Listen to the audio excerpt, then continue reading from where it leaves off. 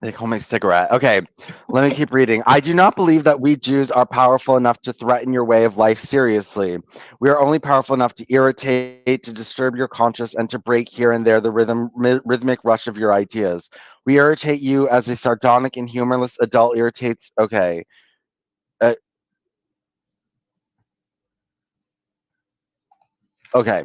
Because your chief institution is the social structure itself, it is in this that we are most manifestly destroyed. We take part in the economic struggle for existence, this necessity we share with you. But our free spiritual energies point away from this struggle. For unlike you, we have no pleasure in it. You Gentiles fight because you like to fight. We fight because we have to. And in order to win, it is not in a spirit of hypocrisy that you have turned your business world into a sporting arena with joyous flourishes, slogans, pretenses. It is not in a spirit of hypocrisy that you talk of playing the game while you cut each other's throats in the markets. You mean it. Your advertising propaganda books with their sentiments appeals are not lies. They are the true evidence of your spirit. It is only when we Jews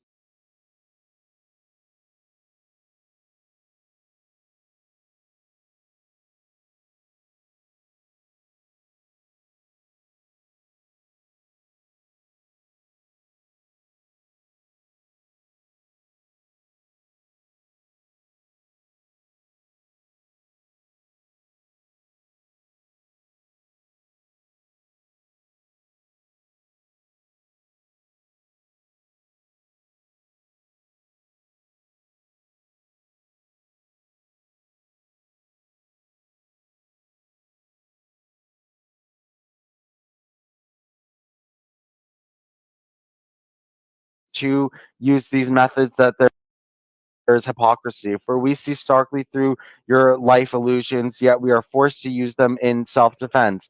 But our inmost lookings turn from this fierce and clamorous happy struggle with your inmost longings are part of it today, are part of it. To give your best to it yourselves your soul. We give only our cleverness to it. This is why, in spite of popular delusion to the contrary, there are hardly any Jews among the world's wealthiest men. The greatest financial institutions, as well as the world's greatest businesses, are almost exclusively non Jewish. Dislike of the Jew in business springs from the feeling that we regard all your play conventions with amusement or even contempt. Our abominable seriousness breaks jarringly into your life mood, but you feel our disruptive difference most keenly, most resentfully in our deliberate effort to change your social system. We dream of a world of utter justice and good God's spirit, a world which would be barren for you, devoid of all nourishment, bleak, unfriendly, and unsympathetic. You do not want such a world.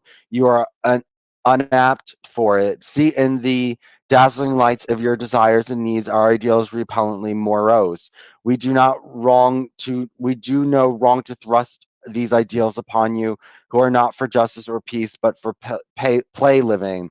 But we cannot help ourselves any more than you can help resenting our inference while our interference. While we live, we must give utterance to our spirit. The most insistence of effort on our part will fail to change your nature. Not that you are untouched by poverty, by human degradation, not that you do not wish at times that these unhappy things would be destroyed, but this is not in the direct line of march of your life. If social injustice were removed together with games, you would unquestionably recall both. Life before everything, freedom, joy, adventure. I talk here of the modern and not of the Orthodox Jew. I talk of the Jew as alien as you to the forms of our Orthodox and consciously Jewish life. This is the Jew who forms the backbone of both of audience and contributor to your radical and revolutionary organs. The Jew who is the precipitating center of your spasmodic and inconsistent efforts for justice. This man in your midst is not to be recognized on the surface as a Jew. He himself repudiates and in all sincerity his Jewish affiliations. He is a citizen of the world. He is a son of humanity, the progress of all humankind, and not of any single group of it is in his particular care. Okay. Um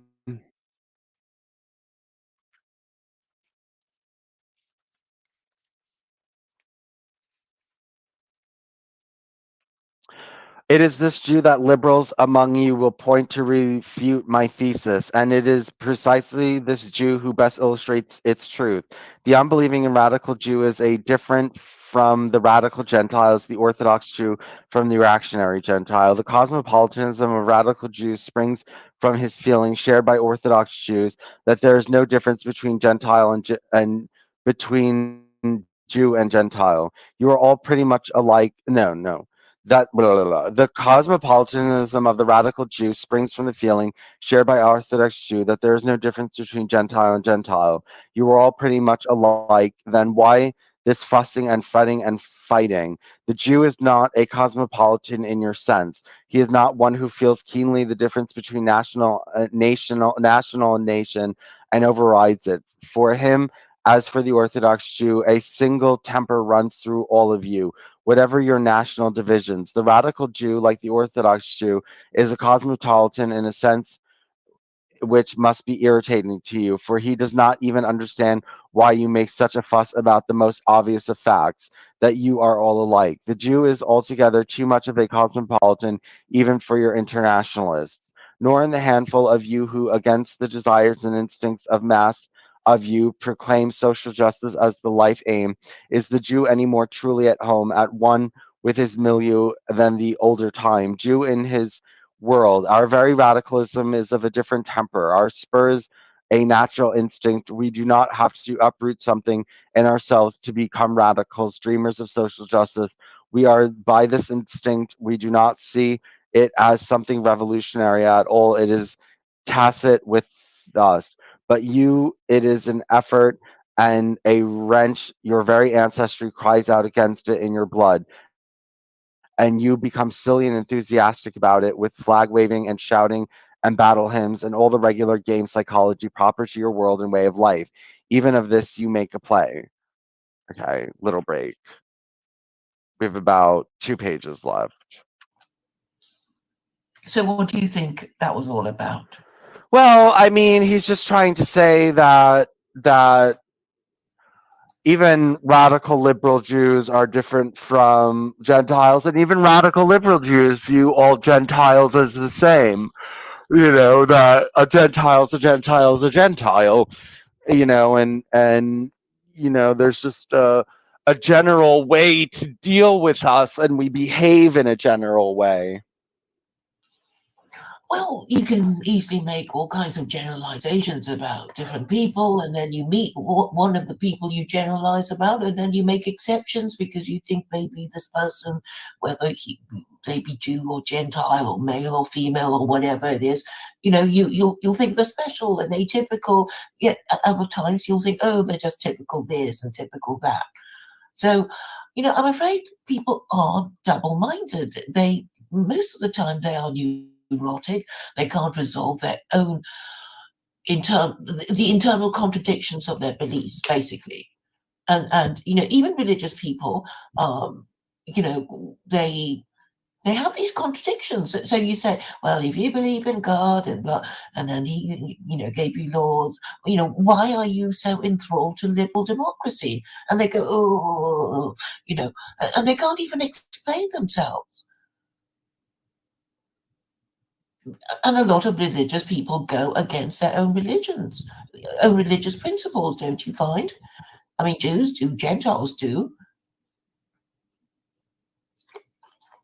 And then when you point it out, they get angry with you.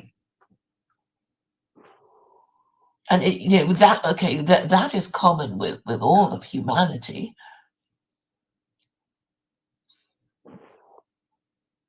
So this is something to be resolved because if you don't resolve it, they'll just get all well, they'll get as slippery as Jews, and you can't pin them down.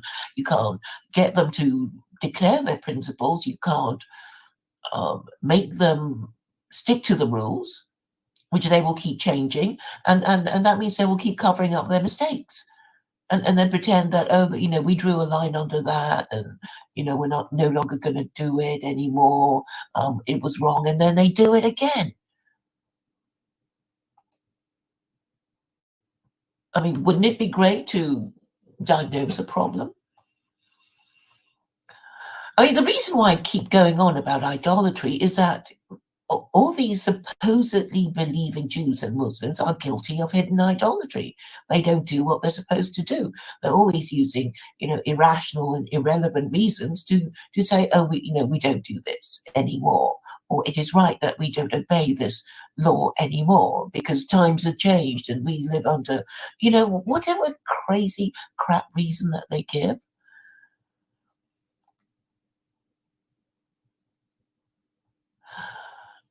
And basically the point I'm trying to make with Jews and Muslims is that if you see Jews as the people made, God's chosen people to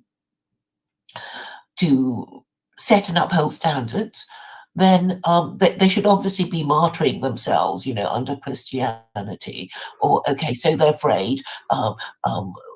They should have been protected under the First Amendment. So the Jews in America should have been martyring themselves, but they didn't. In Europe, they didn't get the European Convention of Human Rights until 1950, I think, where they were supposedly guaranteed freedom of belief. And they didn't say anything about Christianity. We know, this I think it's Article 2 or Article 3 of the European Convention of Human Rights guaranteeing free speech and freedom of belief. It's like, well, how come Holocaust denial is a crime in Europe? It's like, oh, we don't know. Better not ask too many questions. I mean, that is their typical attitude. And Alison Shablo, who I hope is listening now because I posted this link to her, will find this of interest because this is the problem. People don't stick to the rules. So she's British, okay, and officially there is no Holocaust denial law in the UK, but she's been put in prison again and again for well, is it Holocaust denial? I don't even know. I mean, she, as far as I can make out from her songs, she is mocking Holocaust deniers. I mean, sorry, she's mocking Holocaust survivors, because she wrote a song called Survivors, meaning fake survivors. So actually, technically, she's not denying the Holocaust. She's just mocking certain people. So I'm basically saying, people go against their own rules, but if nobody calls them out because they're afraid, because they don't want to be cancelled, it means they have no principles. So even in America, where you have the First Amendment, it's like it still doesn't work because not enough people will stand up for it. Certainly not enough people in the senior ranks of your political classes. They're not standing up for your First Amendment, so it doesn't work. It's like my analogy of this cook who won't follow the recipe. And the solution to that is to follow the recipe. But instead of thinking, well, next time I try to cook this dish, I'm going to follow the recipe, they decide that the book is no good and they throw it out. I mean, this is where we're getting to now, isn't it? Because they're so crazy and stupid and degenerate now.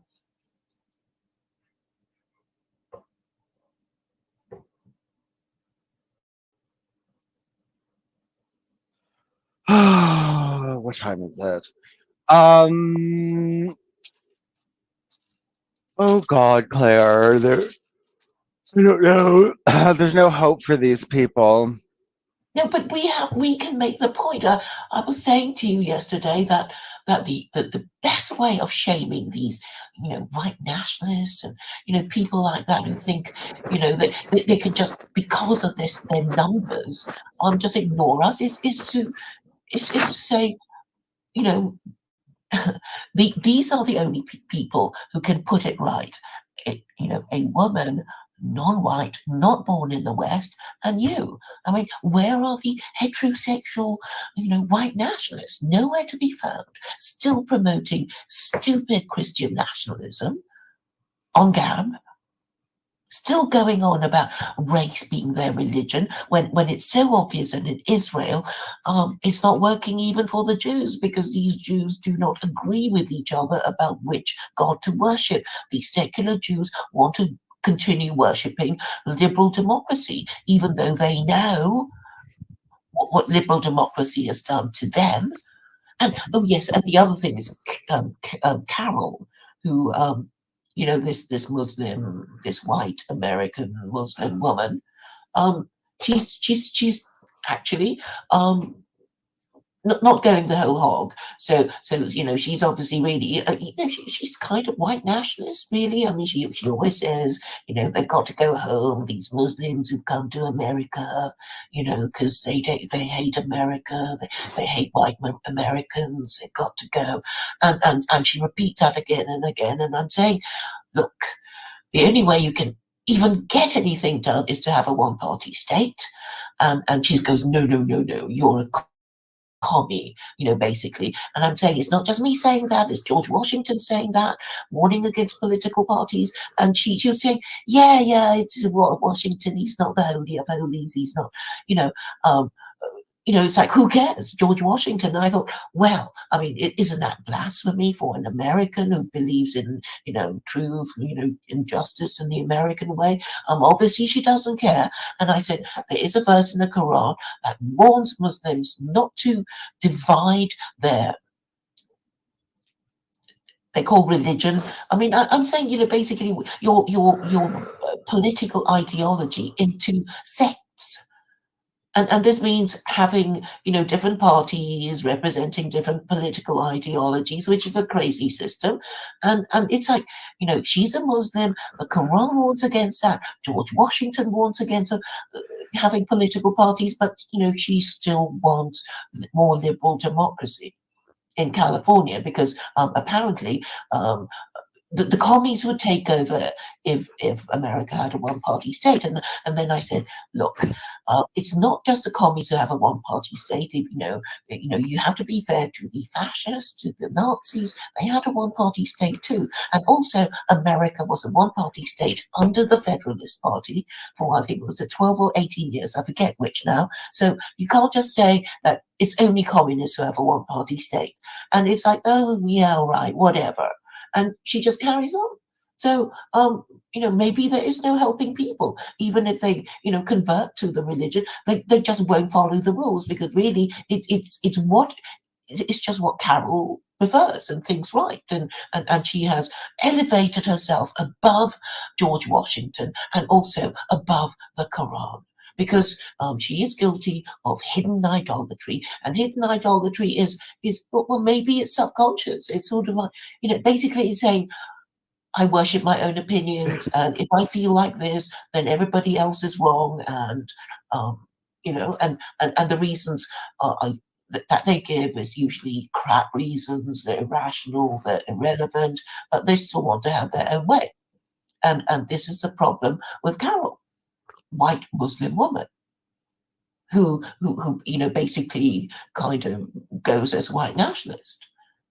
I mean, what can you do with these people? I mean, so okay. The reason why I harp on about idolatry is that if we get to the stage of, most people kind of agreeing that idolatry is a bad thing, then the next step of purity spiraling would be accusing each other of hidden idolatry. And that, I think, is actually quite helpful, because hidden idolatry is basically unprincipled people. You can claim to be Jewish, you can claim to be Muslim or whatever. You don't follow the principles of your chosen moral system, and you come up with crap excuses not to do it, and you get away with it because most people in your society are exactly like you. Okay, let's finish this chapter. But such as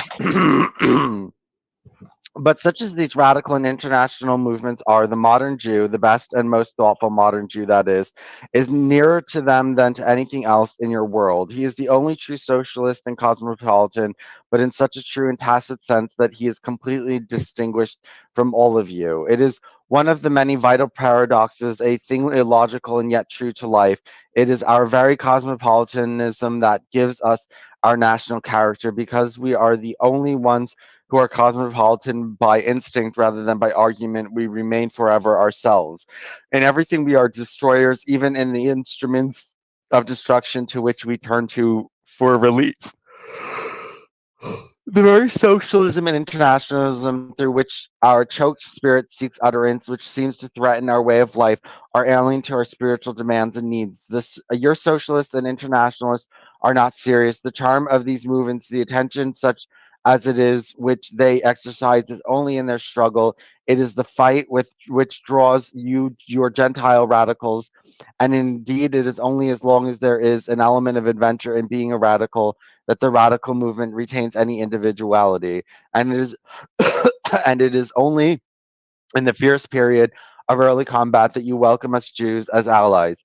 You're deluded in this, so are we. You go into the movement boldly, adventurous, we darkly, tacitly. You make it a game, we do it because we cannot help ourselves. And sure enough, in the end of the split comes again the liberal and the radical are as apt to dislike the Jew as the reactionaries are. The liberal and the radical do not use the weapons of the reactionaries, but the dislike is there, finds expression in anti-Semitic socialist and workers' movements, and the ultimate and the almost involuntary contempt which springs to the lips of countless intellectuals. Philosophies do not remold nature. What your radicals want is another form of the game with other rules. Their discontent joins hands with Jewish discontent, but it is not the same kind of discontent.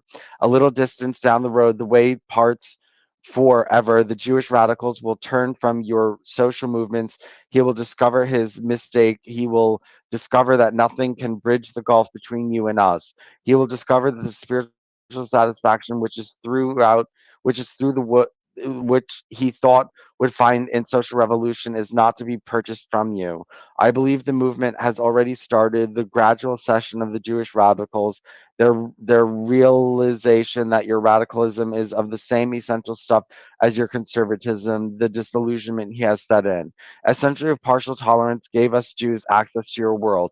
In that period, the great attempt was made by advance guards of reconciliation to bring our two worlds together. It was a century of failure. Our Jewish radicals are beginning to understand it dimly.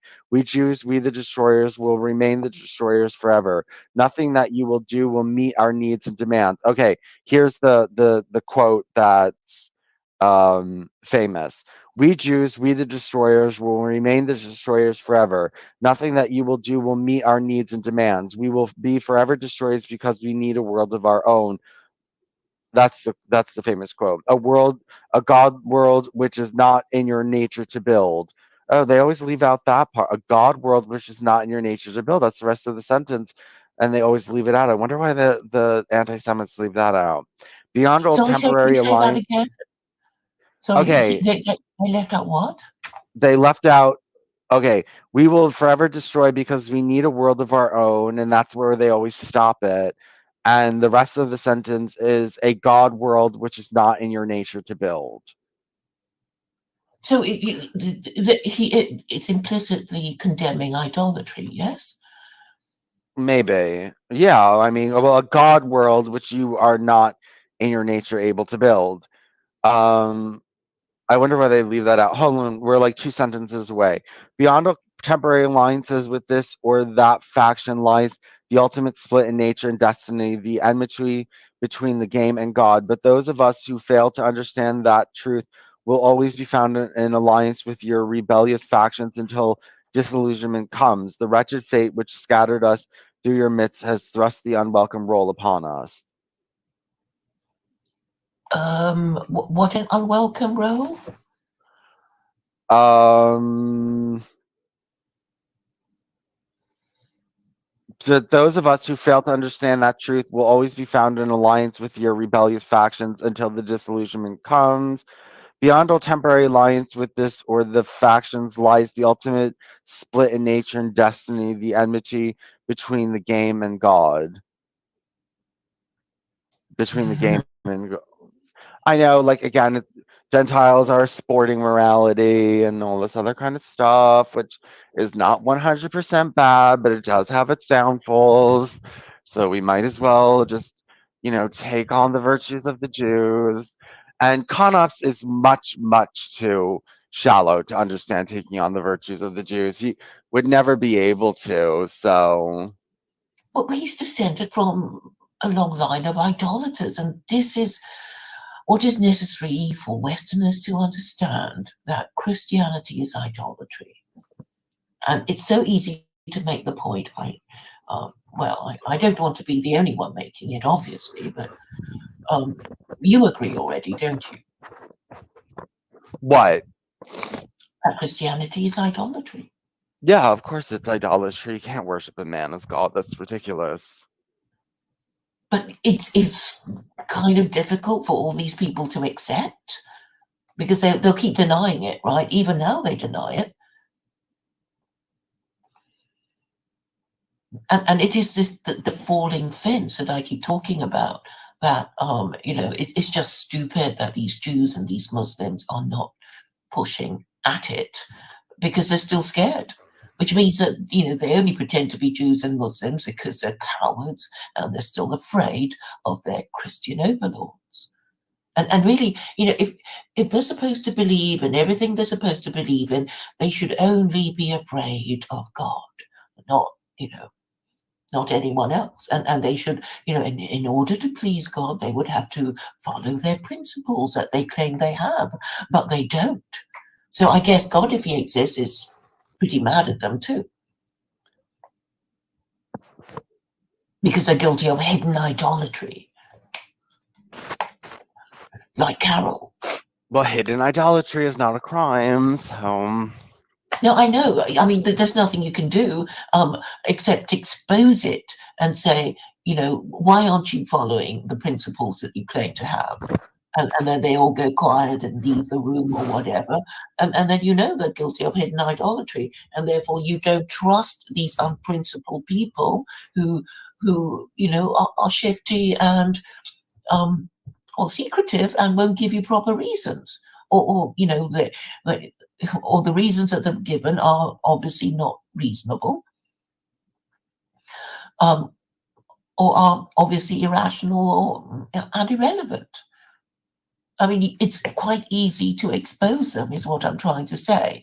I mean, do you understand my reasoning, Well, or do you? yes, I guess. But just yes, yes. I mean, but it's not hidden idolatry if they're saying it out loud. If there's well, incorrect. Well, I guess Alan Cecil says incorrect belief is idolatry, but like if they don't speak their incorrect belief, well, it's not hidden if they're speaking their incorrect belief. That's not hidden idolatry. Okay, I'm just basically equating hidden idolatry with being unprincipled, because if you're a Jew or Hindu or whatever, and your religion says, your belief system says this, then you shouldn't be saying this thing that is obviously in conflict with it. And I gave you the example of Carol, and all these rabbis who won't rank the four Gentile religions, although they still claim that they're supposed to be setting standards, teaching Gentiles how to avoid idolatry and blasphemy. And then when they actually see it, they refuse to call it out because they're afraid of their Christian overlords. And they want to, be nice to Christians, be nice to, Hindus, and then later tell them they're idolaters. I don't know what they have in mind, but it's obviously not logical, because, if you think idolatry is a problem, then you're going to say that, you're going to say it straight. You're not going to be, wasting centuries, maybe your whole life, promoting the no hide laws, not knowing if they're going to, in the end, call out idolatry. because you're just wasting time. I mean, it's like that ridiculous proclamation of Biden, where it only commemorates the birthday of Rabbi Schneerson. It doesn't. Did it even mention the no high laws? It didn't, No, did it? well, the new proclamations that are on the state level and on the town level mention the Noah Hyde laws, but on the federal level they stopped talking about it. But that doesn't. I mean, they've already stated it 12 times. The damage is done. Maybe they 12 times? What 12 12 times? 12 laws and 5 proclamations have they stated that the Noahide laws are the foundation of American civilization. Well, I'm sure the average American is completely unaware of it. Well, okay, You Claire, were you when you cannot went through look, school. Claire, you cannot say that anymore. I haven't met a person on Facebook who hasn't known about the Noahide laws in a while now. Like, I don't really need to explain it that much anymore. I mean, yeah, 10 Well, years ago. maybe not to your Facebook friends because they know you for your shtick.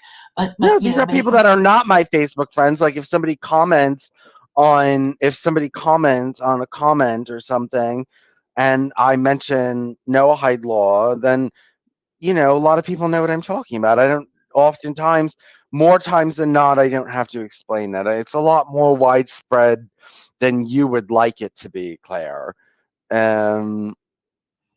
Okay, I mean, You have a vested interest in nobody knowing about this because you want secular Quranism to win, and well, I so you don't have. mind. I want to find a no-hide so I can argue with him. Well, go find one.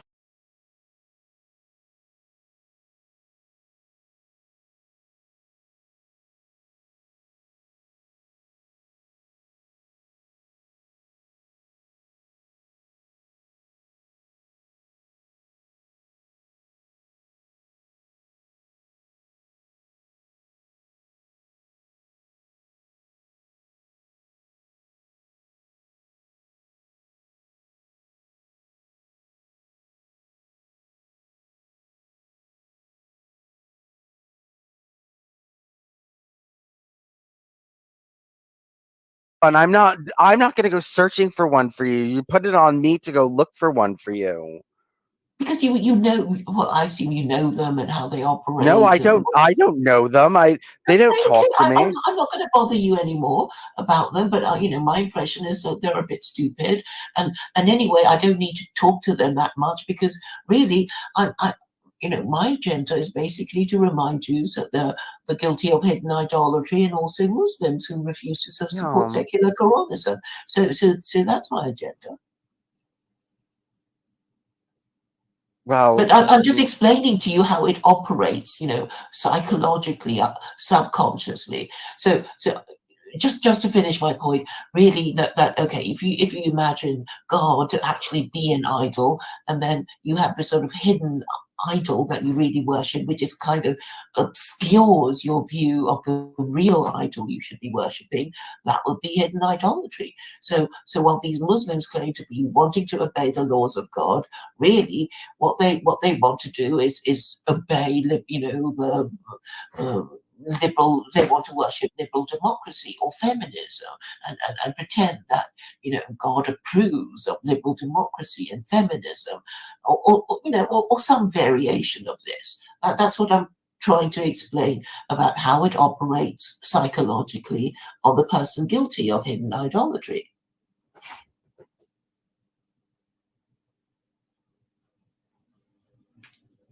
Does that make sense?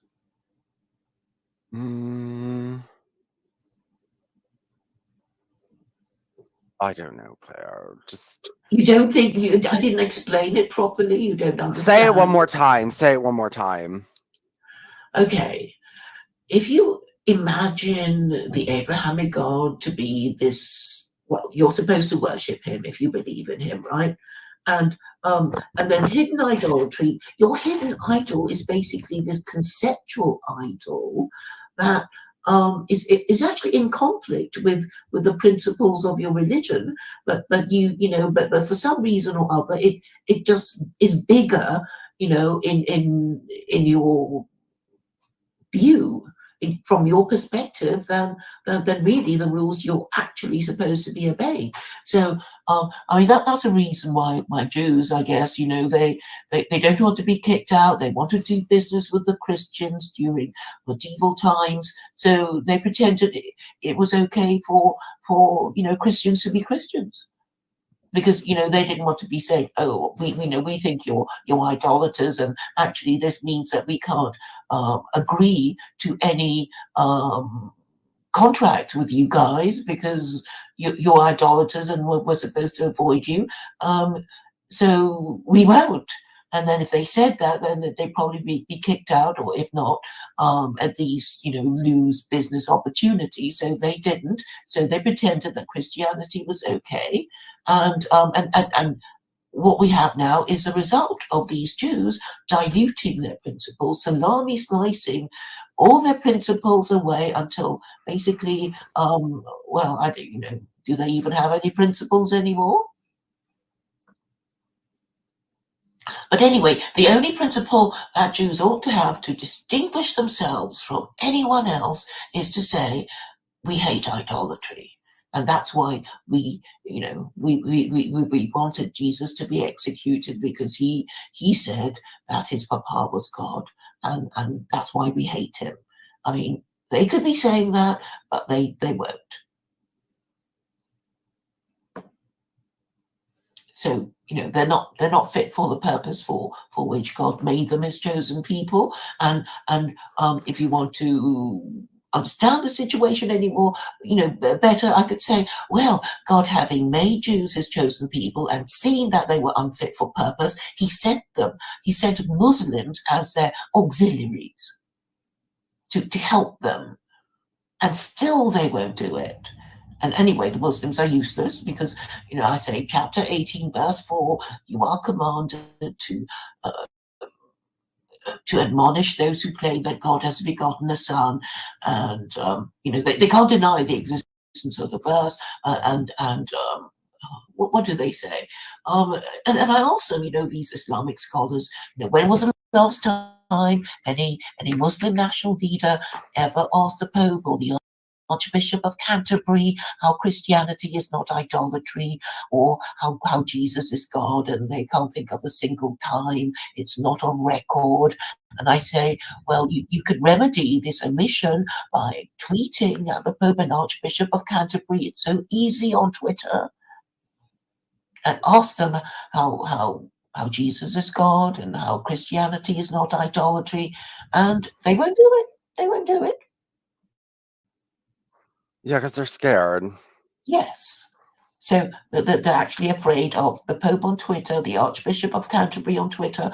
And my shtick is basically saying, I'm doing it for you guys because you're too scared. Obviously, Jews and Muslims. And I'm only agnostic.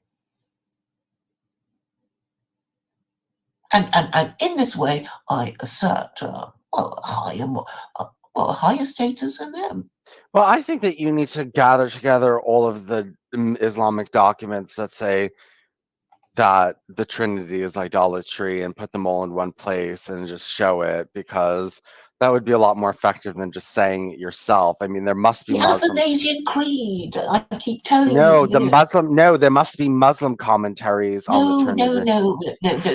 Okay, yes, there are, but it's like, yes, they can, silently say it to themselves that Christianity is idolatry, but unless they communicate what they think to the highest status Christians in the world, and this must mean the Pope for Catholics and the Archbishop of Canterbury for Protestants, what is the point? And obviously, as you've just said, they're afraid.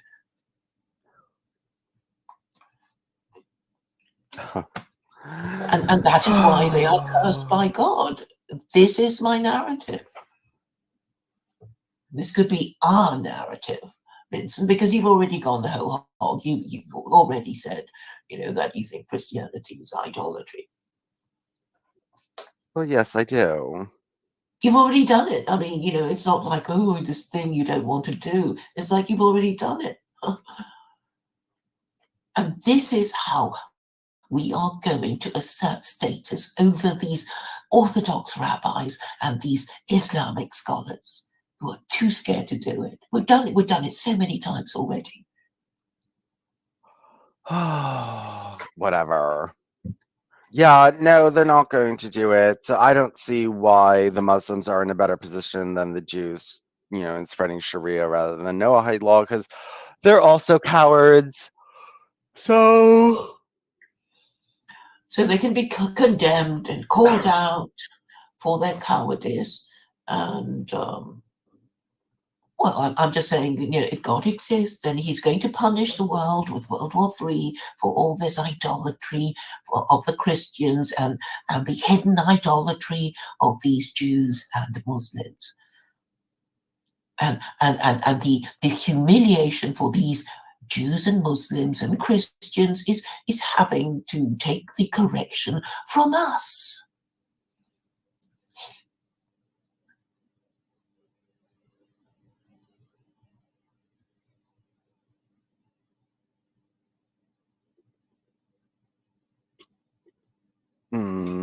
Well. Yes. But Well, you have to be a secular Quranist to yes, get but it. no. These Muslims are the same as the white right. If a homosexual says 1 + 1 = 2, then they won't listen to that. Okay, like they'll I just. know. I know they're going to just ignore us. But if you even just said that you're going to be the first gay secular Quranist, people will just go, whoa, we're going to throw rocks at him because he's so stupid, because, these Muslims are going to throw him from people like him from high tall buildings. And then you can easily win all the arguments. It's like Conops, he has nothing to say. He literally has nothing to say because he doesn't really believe in anything. And we can use these systems of rules that we have more or less internalized because you've been studying them, and use it against the people who claim to believe in these principles and claim to follow their religious principles, but who don't. In fact, I would say that what I've been doing, what I have been Yes, what I have been doing with regard to idolatry is way more than what these Jews and Muslims have done.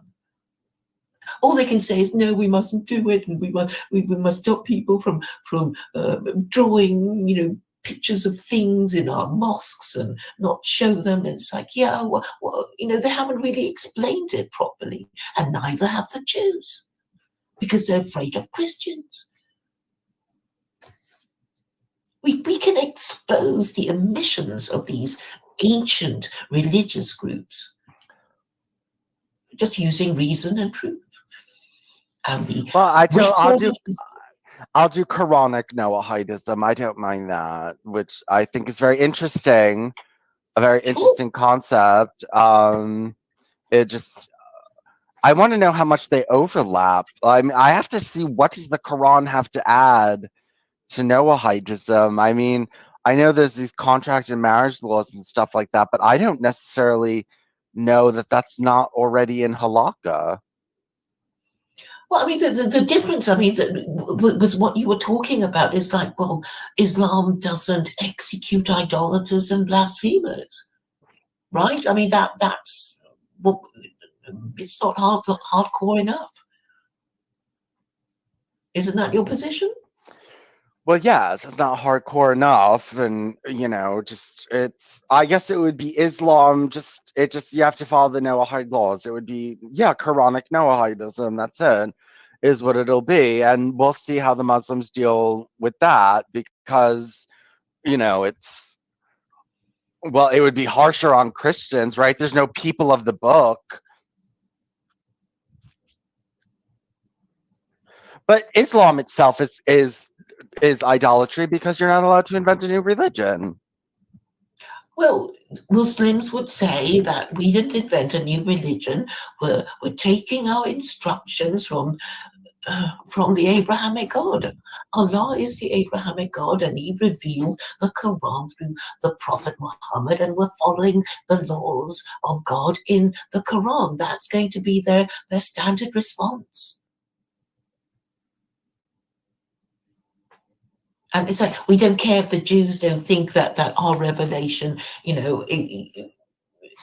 is from God. But I mean, that's our story. That's our story. And obviously the Jews don't want to be, left feeling that they missed out on that their Torah is not the original and the best after all, and that we have the final edition. And it is the best one, obviously, because it doesn't have 36 capital offenses, That obviously. nobody would break, that nobody what okay, those 36 capital offenses either fall under idolatry, blasphemy, sexual immorality, murder, theft, animal torture,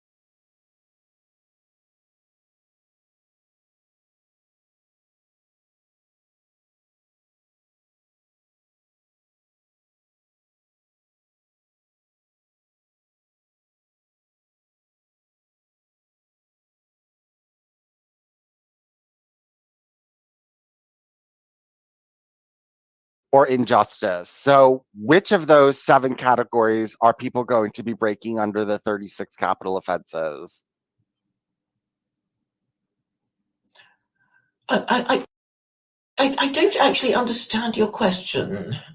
Okay, you always are like, oh my God, the Quran doesn't have 36 capital offenses. Don't you want something so much lighter? But what the 36 capital offenses are either idolatry, blasphemy, sexual immorality, murder, theft, animal torture, or lawlessness. So, which of those seven categories is the average person going to break that they feel as though they need to fear the 36 capital offenses?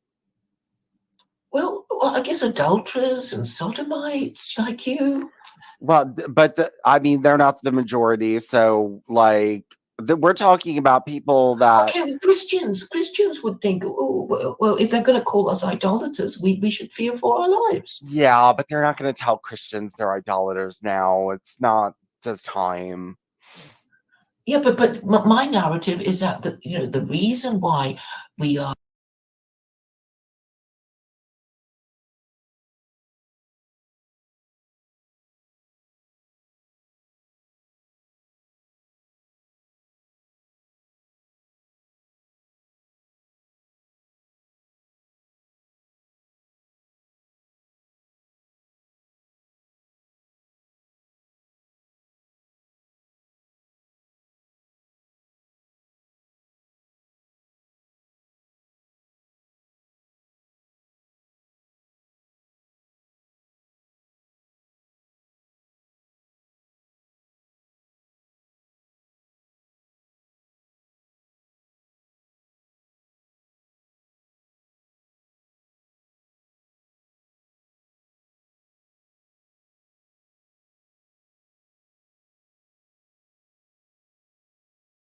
awash with evil is because these Jews and these Muslims won't do what they were supposed to do because they are guilty of hidden idolatry. They've broken their own rules.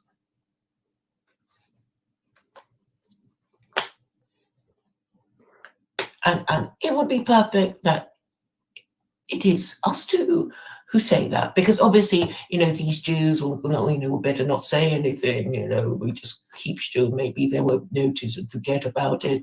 And that's what they all think. It's like, we better not say anything because, people who live in glass houses shouldn't throw stones. It's like, yeah, well, we don't live in glass houses, do we?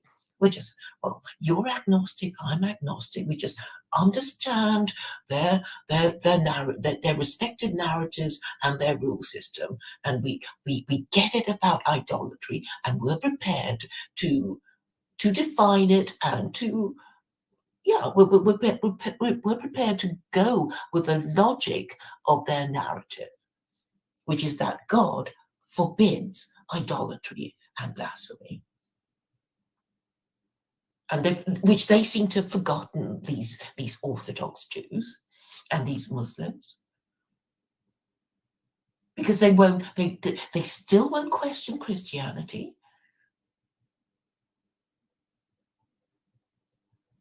They still won't obey chapter 18, verse 4, which is to admonish those who claim that God has begotten a son. Still won't do it.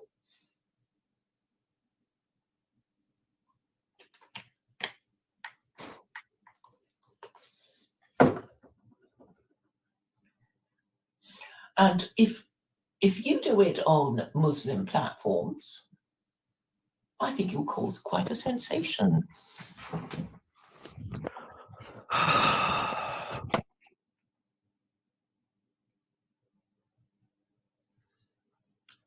Well, I think Quranic Noahidism will get more attention. Yeah, but you okay, I'm saying secular Quranism is your stepping stone, right? It's your stepping stone. Because on your own Noahidism, you can go on about Noahidism, but because the average person in the world won't have heard of it, they'll go, well, I've never heard of it. You're just some crank. They'll think you're just some crank going on about this obscure little issue that nobody has heard of, that nobody's been told to be frightened about. And they're just going to... Okay, and you're trying to spread secular Quranism. How many secular Quranist Facebook groups or Facebook pages? Because I could probably find you 1,000 of them for Noahidism. Yeah, I know. I start them and they delete them. So obviously it's quite a powerful idea because they keep deleting my groups and censoring what I have to say. So, it is a powerful idea, I would suggest. Okay, Claire, I do have to go. All right. Thank you for having me. Thank you for allowing me to make my points. Sure. Yeah, Domination Dog says America was literally built on the Noahide laws. It was built because of the Noahide laws. What an ass. You don't agree then? You do agree or not? I just don't get you sometimes, Vincent. Yeah, well, I agree when I'm an accelerationist and I can go to a school and say you have to be teaching the Noahide laws, but, not as a personal person. No, I don't believe that America was founded on the Noahide laws. What was it founded on then? The Constitution. Which was based on? Nothing itself. Okay, I'm going to say it's based on Quranic principles because of the First Amendment, because the Quran is the only holy book in existence that even talks about freedom of belief. Because we know that Jews and Christians didn't allow freedom of belief when they took their religion seriously. Which is basically what the founding fathers were rebelling against. Because in Europe, Europeans didn't enjoy freedom of belief because all the subjects of a Christian monarch had to take on his religion. Dalmatian Dog, you don't spell Noahide Nohide. You spelled it it's Noahide, like as in Noah. Hide. The laws come from Noah. Anyway, let me go, Claire. All righty. All right, bye.